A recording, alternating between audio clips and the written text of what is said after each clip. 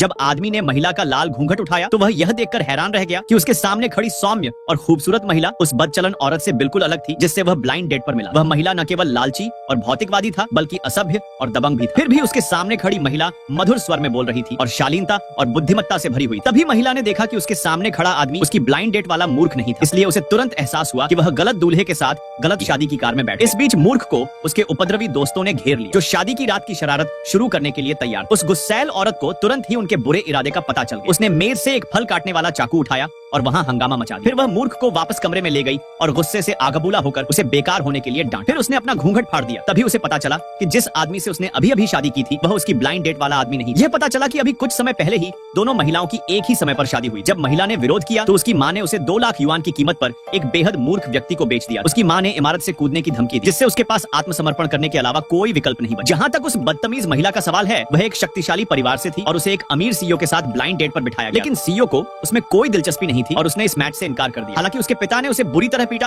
और उन पर शादी के लिए दबाव डाला। माता पिता के अधिकार और विवाह संबंधी परंपरा का बहाना बनाकर विवाह के दिन संयोग से दोनों महिलाएं एक ही होटल में विवाह कर रही थी। उस बदचलन औरत ने देखा कि उस औरत ने भी उसके जैसी ही शादी की पोशाक पहन रखी है। वह तिरस्कार में हंसी उड़ाते हुए वहां से चली गई। लेकिन सुंदर महिला जो पहले से ही उदास थी उससे बहस नहीं की। उसी समय दोनों दूल्हे अपनी दुल्हनों को लेने आए और एक दूसरे से टकरा गए। हालांकि किस्मत ने एक शरारती चाल चली। मूर्ख की मां ने उसके वैवाहिक घर को उसी अपार्टमेंट, उसी इमारत और यहाँ तक कि सीईओ के घर के समान ही एक ही मंजिल पर बनाने की व्यवस्था की। शादी के मंडप में दोनों दुल्हनें अपने दूल्हे का इंतजार कर रही। घमंडी और अनियंत्रित स्वभाव वाली लड़की लाल घूंघट पहनने से इनकार कर रही थी। अपनी सहायिका के बहुत समझाने के बाद ही उसने अनिच्छा से इसे पहना। इस बीच महिला पूरी तरह से तैयार होकर समारोह के लिए तैयार और संतुलित रही। तभी सहायकों को अचानक शौचालय की ओर भागना पड़ा। उसी समय कर्कश महिला के सहायक को एक फोन आया और उसे बाहर जाना पड़ा, जिससे हॉल में केवल 2 दुल्हनें ही रह गईं। क्रोधित उस औरत ने तुरंत अपना घूंघट उतार दिया और महिला पर झपट पड़ी तथा उसका मजाक उड़ाया कि उसने एक ही दिन शादी की है और एक ही पहनी हुई है। महिला को यह आश्चर्यजनक नहीं लगा, लेकिन कर्कश महिला ने इसे जाने नहीं दिया और उसे भड़काने के लिए आगे बढ़ी। इस बार महिला ने पीछे नहीं हटते हुए मजाक उड़ाया कि वह बदचलन औरत इस ड्रेस में उससे भी ज्यादा खराब दिख रही। क्रोधित होकर बदचलन औरत लड़ने के लिए तैयार हो। तभी दूल्हे अपनी दुल्हन को लेने के लिए आ। घबराहट में दोनों महिलाओं ने